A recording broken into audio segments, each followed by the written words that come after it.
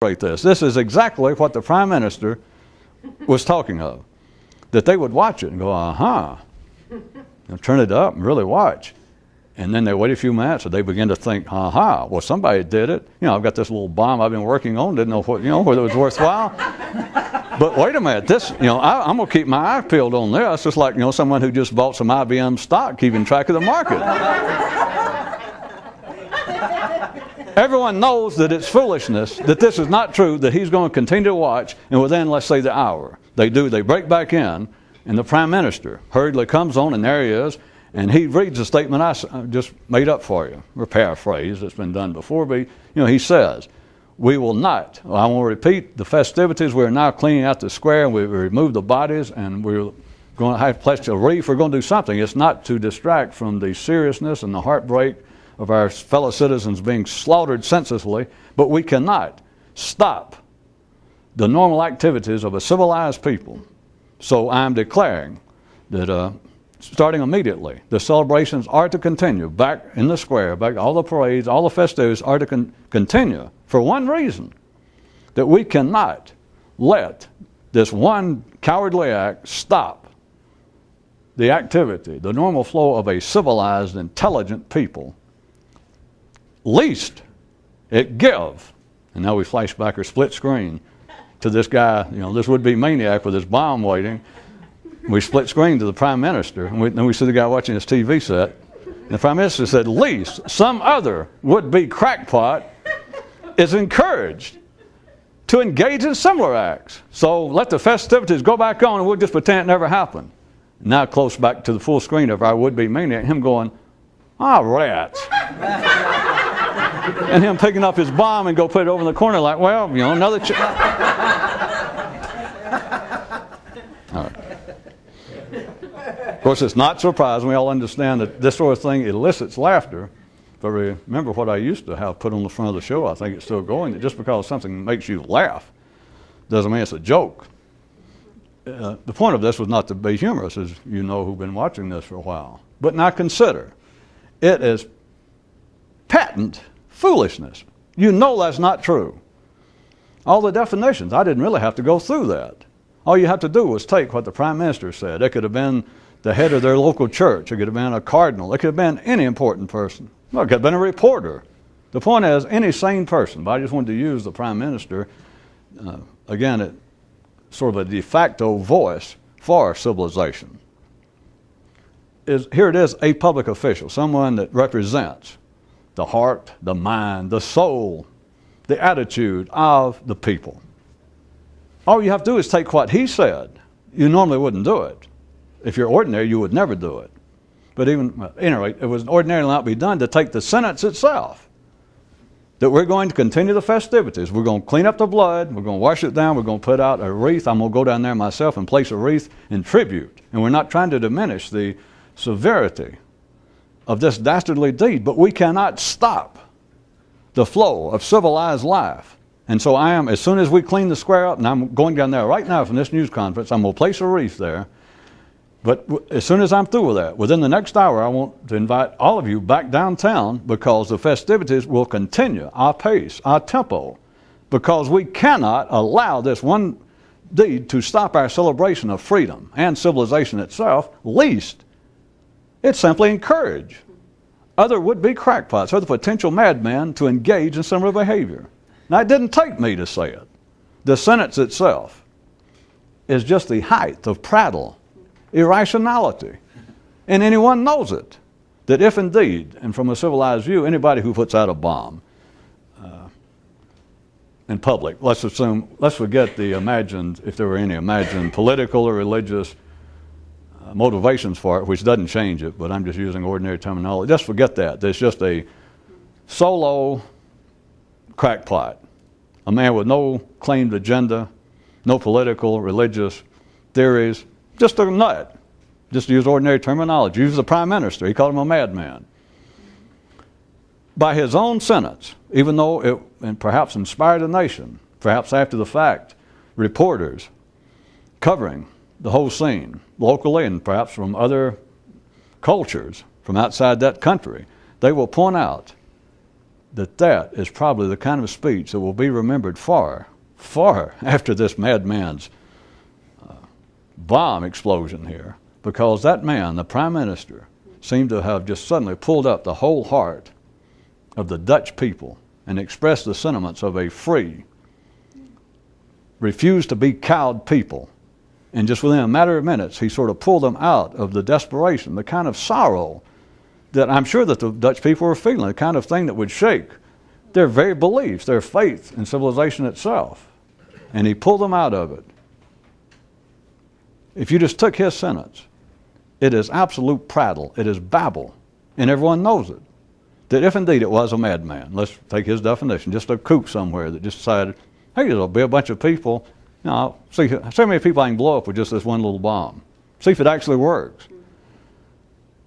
That, by the Prime Minister coming on and saying, we're not going to stop things at all. For a few minutes, we're going to have a moment of prayer, lay a wreath, and we're going back to what we were doing. At least we encourage other crackpots. If it is the work of a crackpot, by their definition, not mine, whatever they consider a crackpot, let's accept it. It's fine with me. Then, by that same definition, you know damn well there are not going to be other crackpots, as he's calling them. And again, I'm not complaining. We're not debating his definition. That no other crackpot is going to hear, well, wait a minute.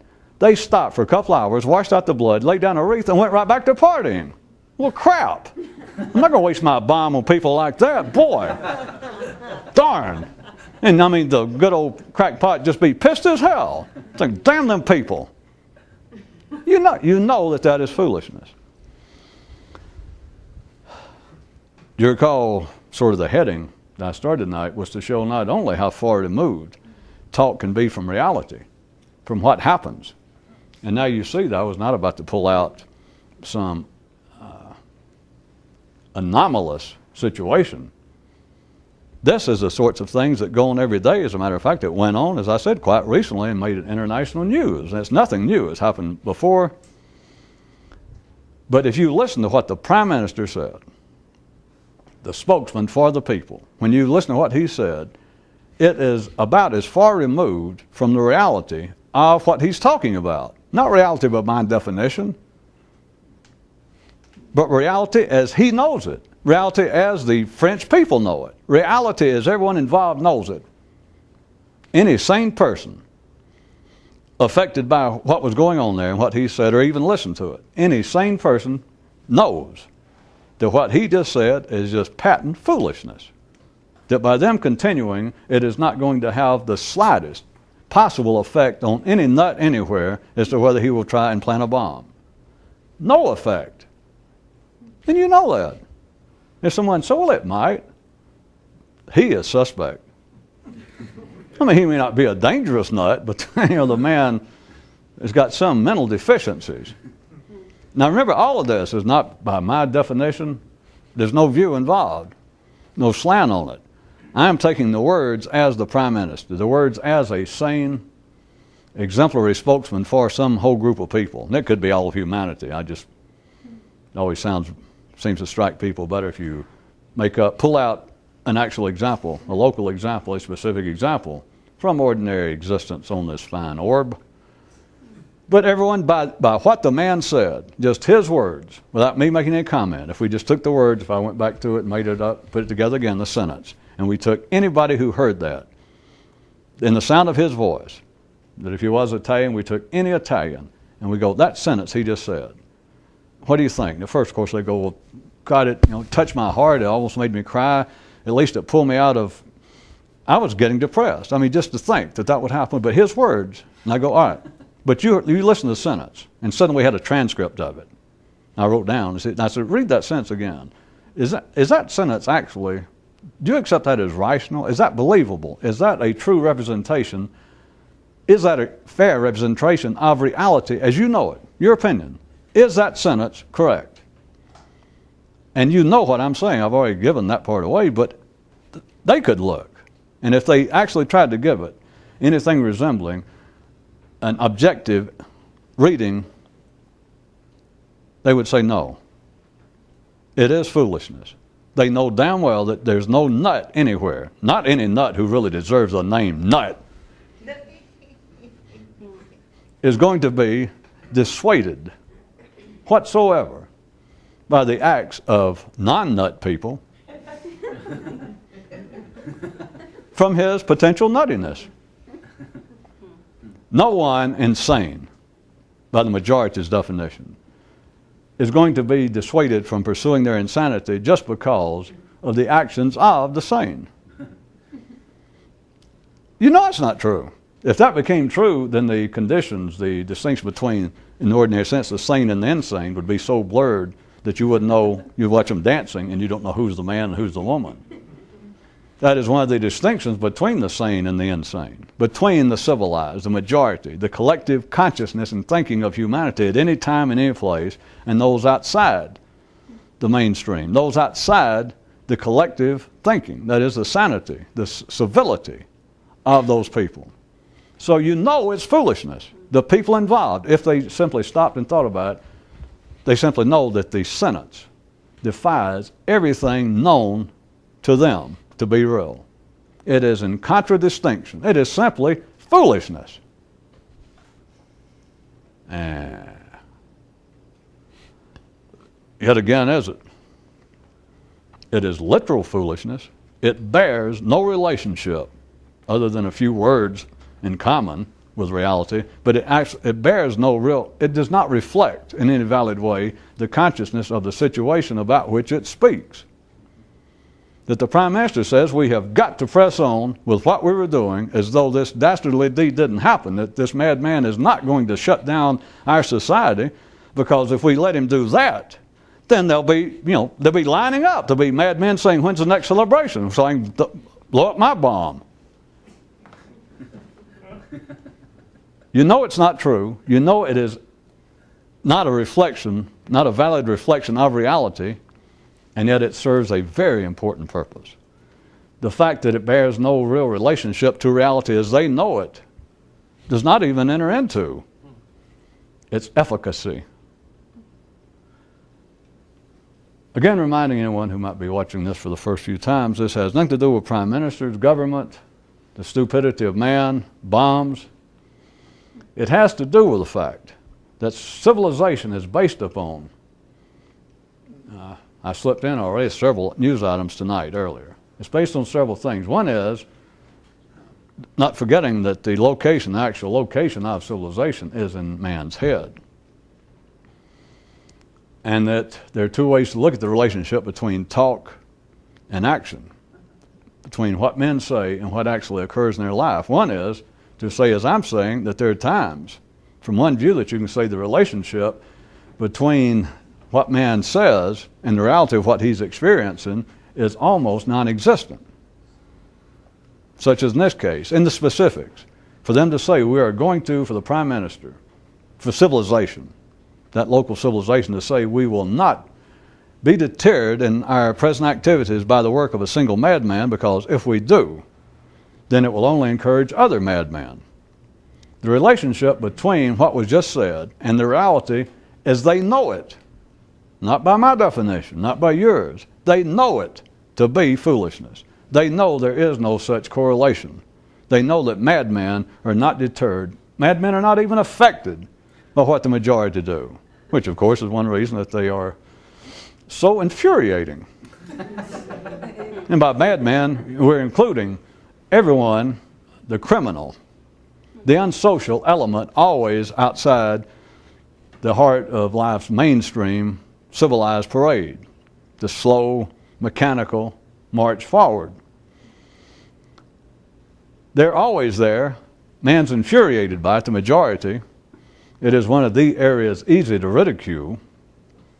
That's not the point of us, but it's easy to ridicule because, as I point out, religion can do nothing about it.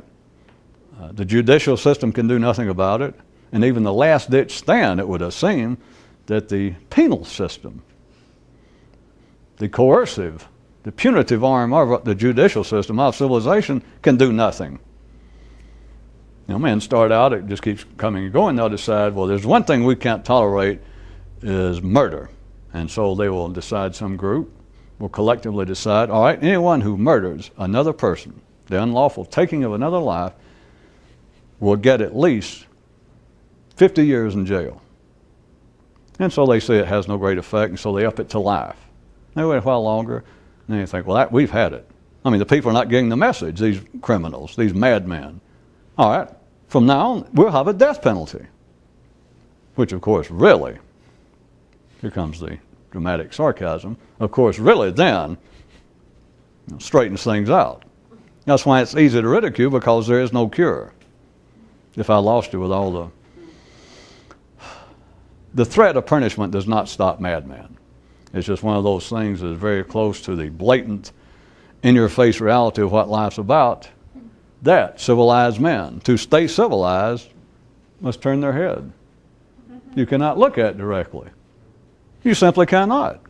Even if it were true. I'm not saying it is. But if it were true, if it were demonstrably, if it were provably true that there is nothing that can be done with the so-called criminal element in human existence. Nothing. If it could suddenly be proven, what the hell good would it do? And even if it were true, I assume you get the point to my rhetorical question. What could be done? Nothing. So what can be done? What can be done is what the Prime Minister did. You have to look outward, you have to talk a certain way, and pretend that what's actually occurring is not actually occurring. The mind, to just hold on to its present position, vis-a-vis, and I'm using the mind now, you understand, as a kind of, or as a material, as a noun variation of the verbiage of thinking, and civilization being a noun presentation of the collective verb of men thinking, then for the mind to hold on to what position it does have, which the more civilized you are, the more influence the mind has over the body's actions.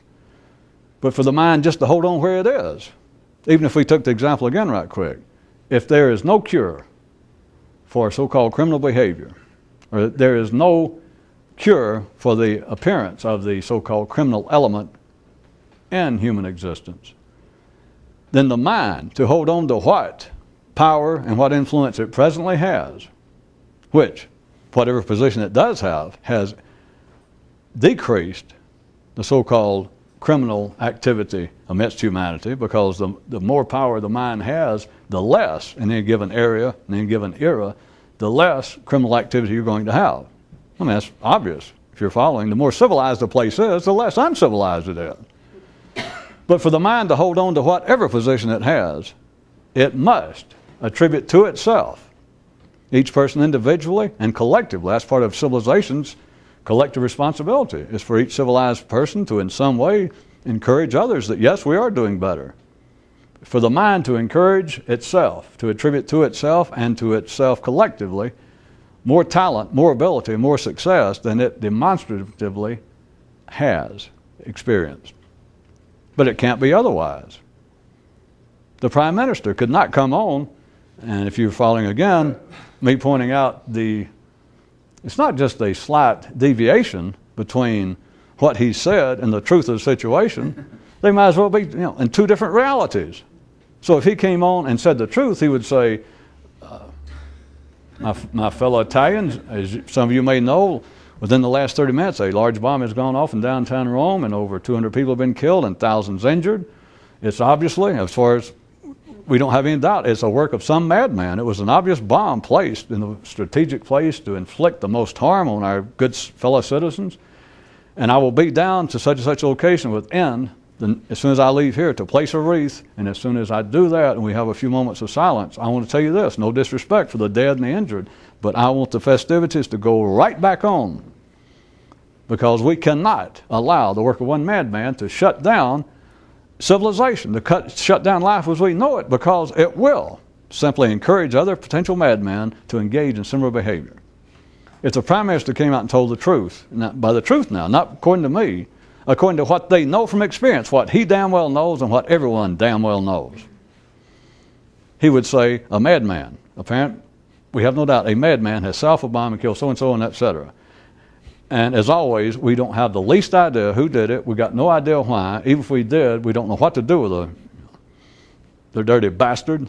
we'll get him and arrest him, but we've done away with the death penalty, so he's going to end up in jail and costing the taxpayers, you fine citizens, somewhere in excess of $100,000 a year. Figure out your share. We'll keep him up, and he gets free medical care. He'll eat good. He'll put on weight. And it sounds horrible, but there's nothing we can do about it. Plus, I started to say that, we go ahead and carry on, which is okay. But I started to tell you people, because I've heard other prime ministers say, we'll carry on, at least we encourage another madman to do it.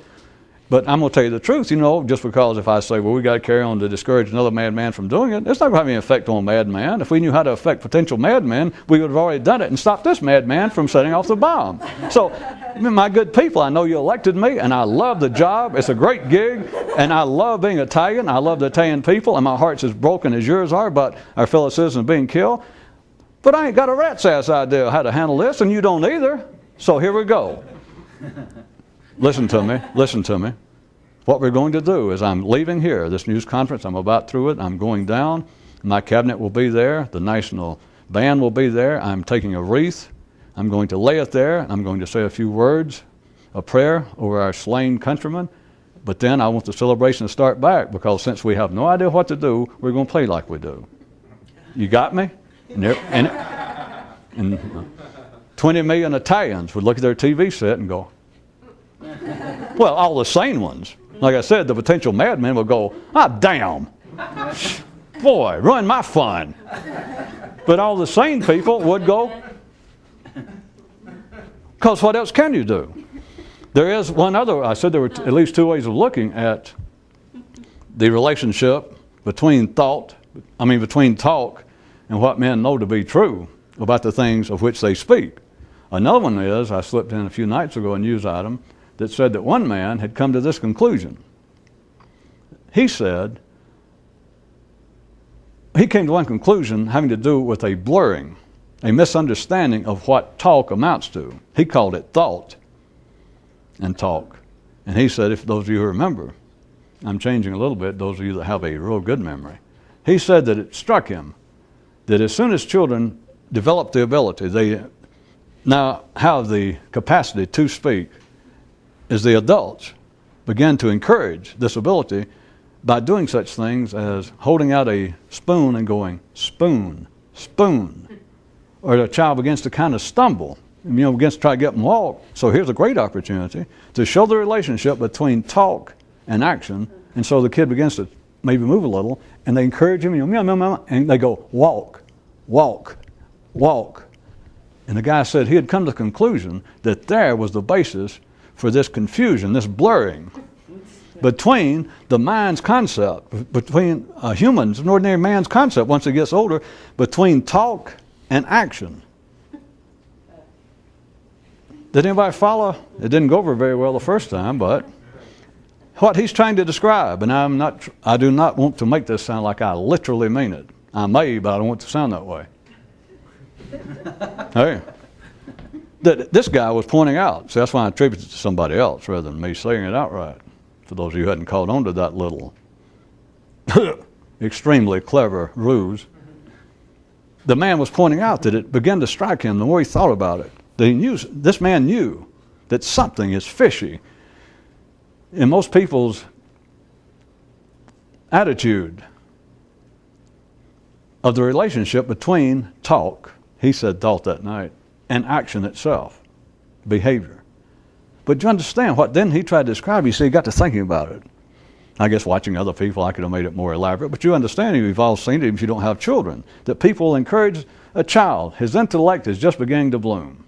His motor skills may be getting enough they can get to walk, but still about that time, they're trying to. All ordinary, sane, civilized humans, they do not think about it, analyze it, but what they're encouraging is not just the physical ability to ambulate, but they're encouraging the kid to become civilized. They're encouraging the kids the ignition of the intellect.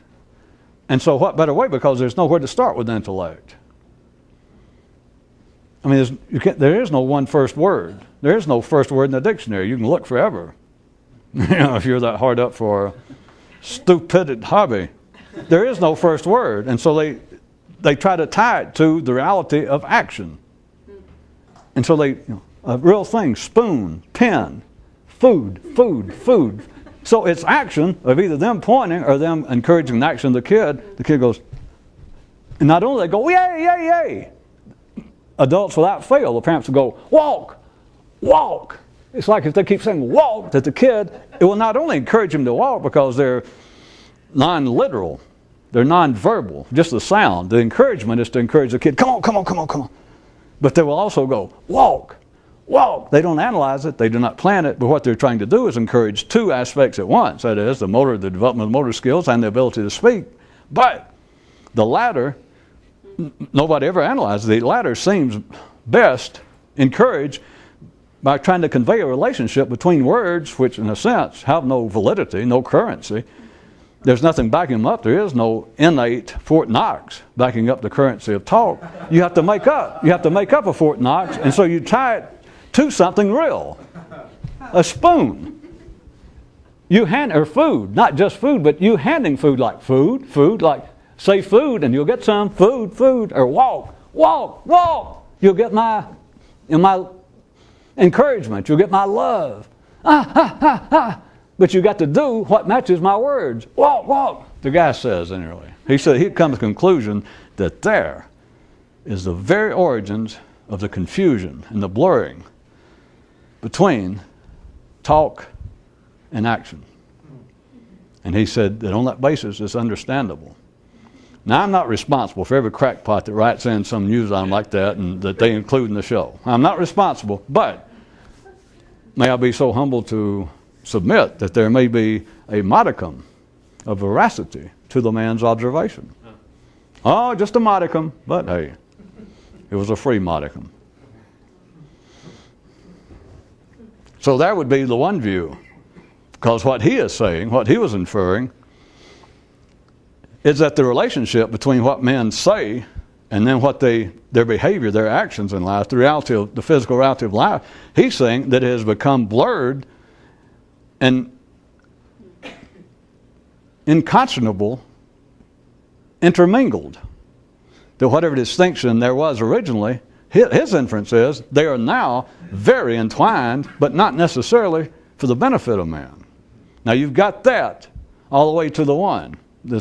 I'm just giving you a rough three-dimensional spectrum of it, to my example of the Prime Minister making statements that seem to move thousands of people, which the statements themselves, that is his words, the talk, all you have to do is examine it. Just any sane person in the sound of his voice, just examine the words of what he said, and they know as far as their relationship to reality as they know it, the majority, as they know it, forget a blurring,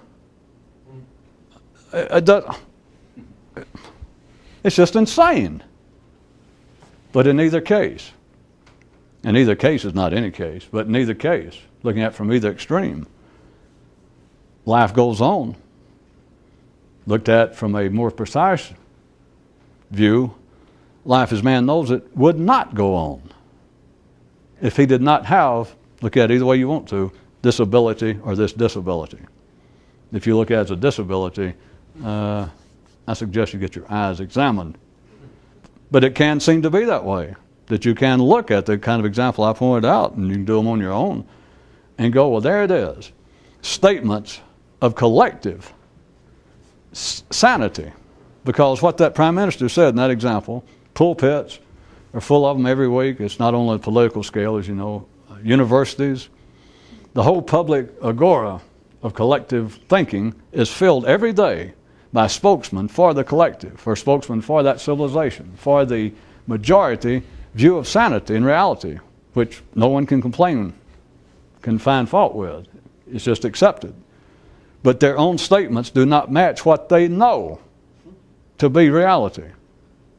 But not only does it have no adverse effect, it in fact has a salubrious effect. In fact, once you see it, you realize that civilization could not go on without these statements that bear no relationship, or that deny, these comments that deny the reality of the thing upon which they're commenting.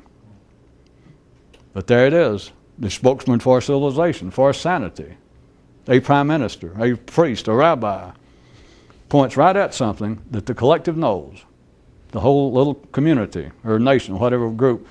He points at something that just happened, everybody recognizes, they know what happened, and then he describes aspects of it in such a way that everyone listening to him knows that his words bear no relationship. They do not reflect the validity of what happened, and yet they're needed. They're accepted. That is the nature of collective consciousness, or what I keep trying to kick at everybody's shins about. No matter how valid, no matter how useful, no matter how heart-touching it may be, until you realize it, do you see it for what it is, you be stuck with it. And any idea that you're going to in some way see what life's about, I mean, you're not dancing with just a fat person. If you're Italian, let's say you're dancing with 8,000 other fat persons, and they're all on your feet.